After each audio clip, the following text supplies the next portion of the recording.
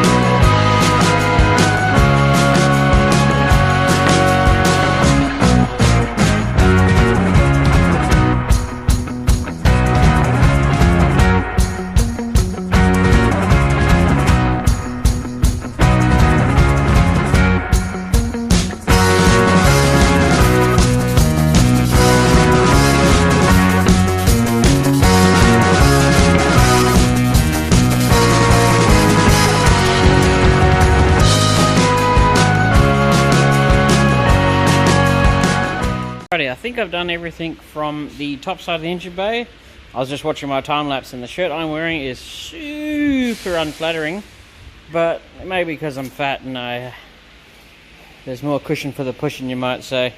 But yes, that's the top side done. The power steering, where's it? The original hose here didn't have to undo. I just poked out with a screwdriver, it snapped off. I thought, okay, that's not very good anymore.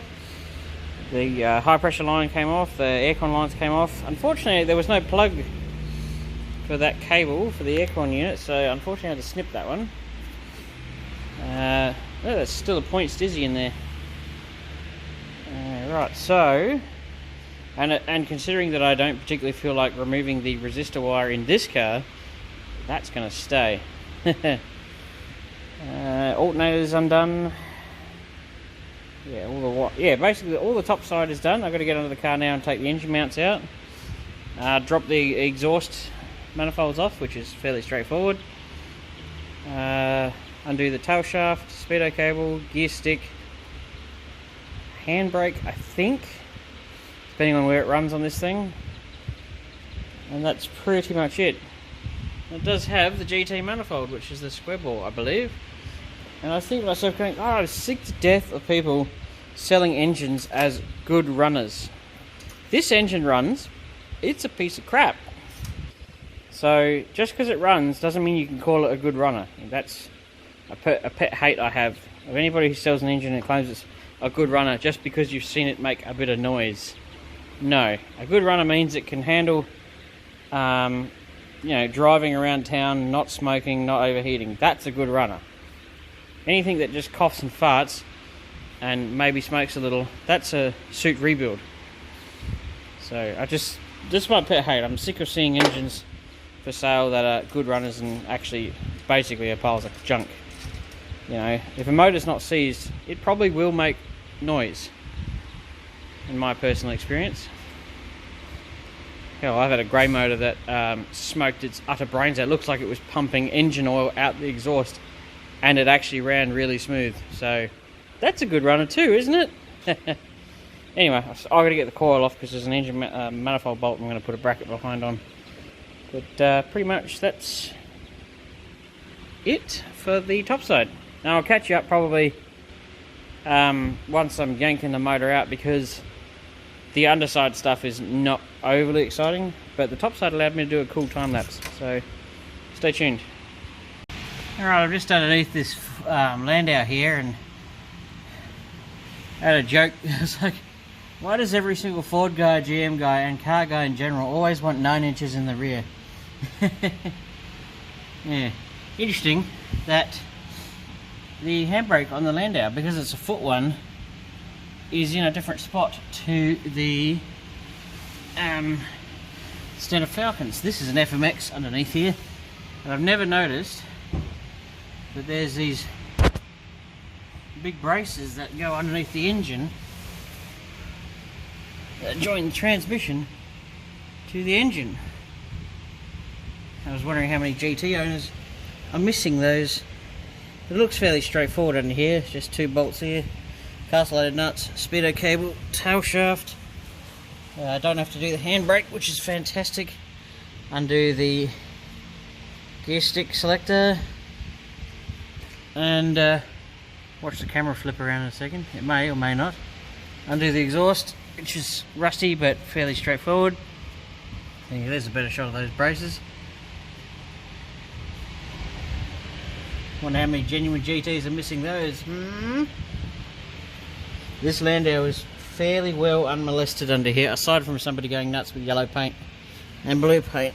But most of the underneath this car is very original. Scooch my way down here.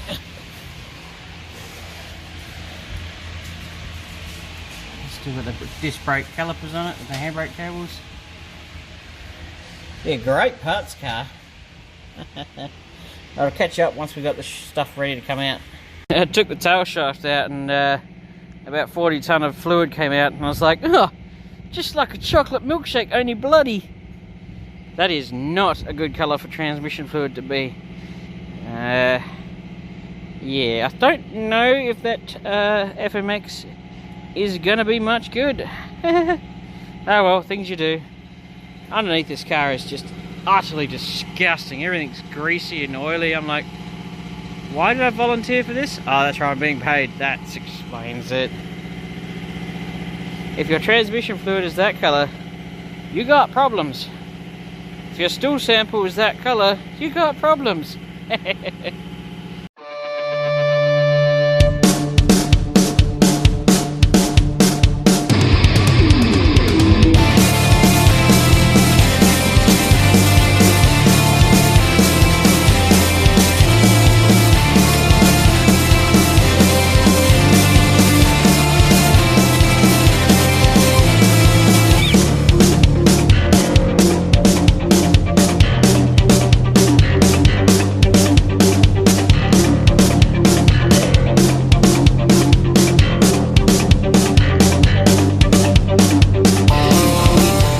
Alrighty chaps, one murder scene later.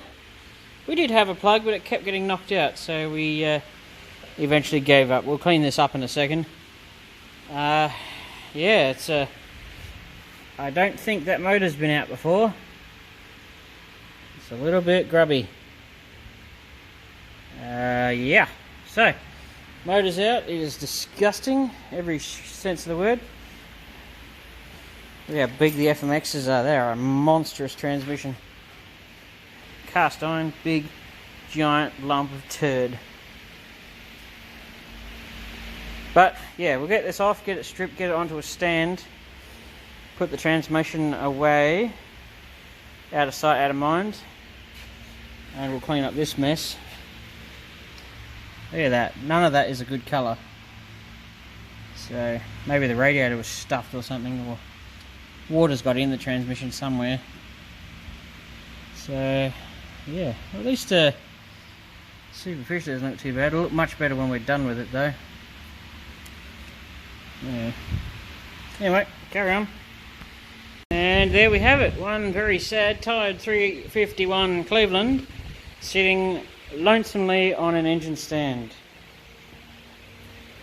Now I've had my other engine on here that was fully complete, and it held it up just fine, even though when you look at the design of these things, they don't look that sturdy.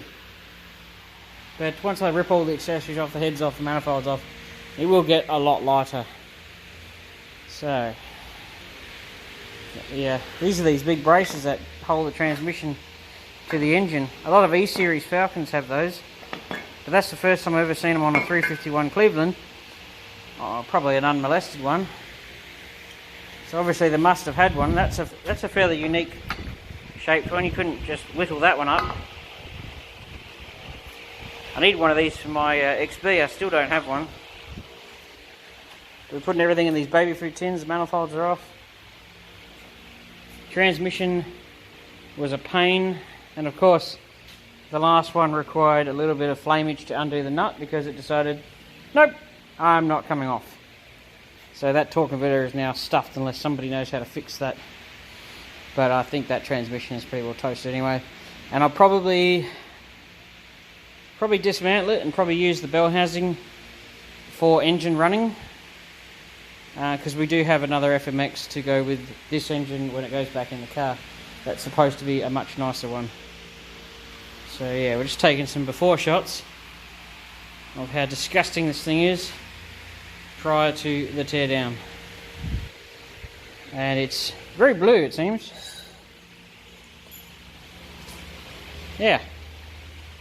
As you can see, the teardown is going swimmingly, and judging by a little look at the numbers on the block here, this is in fact the matching numbers engine for that car there. And I was having a peruse, I'm like, I wonder if anybody's been in here before.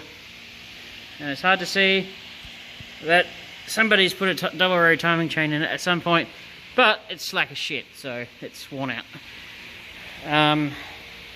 Yeah, we're just going to have to get a harmonic balancer puller kit, because I wrecked my other one the other day. Ripped the manifold off, rock covers off. I have to unlock that distributor, which seems to be really well in there. Drain the oil, drop the sub, undo the top, and have a real good look and see what we're dealing with. But it's pulling apart quite nicely. It is nice to take apart an engine for a rebuild that hasn't been in 1,000 pieces for ages. At least you know all the insides haven't been exposed to 20 years of weather. Interesting to note, the timing cover somebody has painted orange at some point. Okay chaps, heads are off. Not looking too bad in the bores. Yeah, it's a pleasant surprise. It's already better than the last motor I did. The 302 had some epic ring ridge. This one's not too bad. I'll see if I can stand this head up with one hand. This is going to be interesting because they weigh like 25 kilos or something stupid. Oh crap. There we go, 351 open chamber heady roos. And there's your two notches I was talking about, the difference between 302 and 351. Zoom out. Two notches and a 302, it's got 3 little ones. Wow, original valves too. I was trying to work out whether or not these heads have even been off. I don't even recognise these head gaskets. Might be someone out there who'd know. They look like maybe they're the original ones. I could be wrong, maybe they're of a higher quality. But I'm starting to think maybe somebody's been in this motor a little. But certainly it's a far better candidate than the 302 I started with, and that came back from the dead, so I have no doubt that this one will as well. So I think I'm going to yank that harmonic balancer off in a second. And yeah, I think we're nearly there for the day. My hand has given up the ghost. Fantastic. Joys of having nerve damage in your hand. Isn't it great, kids? Pull that out. It's quite a nice dipstick you got there. And down you go. There we go. Oh, well, making good progress, don't you reckon, guys? Well, chaps, that's a pleasant surprise. It actually kind of looks nice. I don't know if you mechanic chums out there would think this might be a question aimed at Peter Anderson if you're watching, buddy. Do you think that's still serviceable, or should we put a new chain on it? That's about as much slack as it's got. I've seen the one that was in my wet 302 was you could jump rope with that one, but this one doesn't seem super slack. That's about all it's got. So, you know, if you're watching, buddy, or anybody else who knows engines, could you sing out and see if that's, you reckon we should put one in or just leave it and reuse this one? I mean, we're still trying to save money at every area, but that's not an original timing set and it doesn't look offensive. What's your guys' opinions, eh? Alrighty, we've got the sump off. We have a nice 351 baffled sump with, let me get my scraper. Ah, yeah. Yeah, that's the good stuff. That's what dreams are made of. Nice. And then, of course, the magic numbers 351. And there was some chunky stuff sitting on the top of that little guy, so I don't think she was incredibly healthy, but I have to say my 302 was way less happy than this one. This at least, you know, well, I'm pretty confident I heard a rod knock when it was last running, so I'll be checking all the bearings shortly. But there we go, the magic numbers. The only true way to tell a 302 and a 351 apart is measuring the stroke depth or popping the sump off and actually having a look at the crank. But there we go. I'm pretty confident this is still a virgin bore engine too, so I think somebody's put a timing set in it, maybe done the heads at some point, but I don't think anybody's opened the sump up and had a bit of a... They might have taken the sump off at some point, but I don't think anybody's taken anything out of this engine. So, there we go. And of course, Landau's having GT running gear, you got the good sump on them. And it's actually in really good shape. And I did manage to get the timing gear off without wrecking it. So I think we'll chuck a new chain on it and stick it back in. That saves a bit of money. Because the gears themselves don't really fail that often. It's chain stretch though. I think we're running original pistons and everything. Have a bit of a nosy, but I reckon we'll wrap up the video very shortly. Okay, I just popped the cap off, literally just popped it off, wiped it and went, oh yeah, that's stuffed. And then my brain went, no, that's not right. That's supposed to be down there. That's the wrong cap in the piece of the engine. Either that's done some laps, which you think it would be in any position, or the last person who had this apart put that in the wrong spot.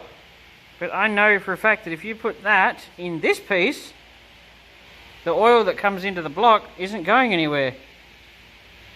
So we've got some pretty epic issues. It's amazing that was even running like that.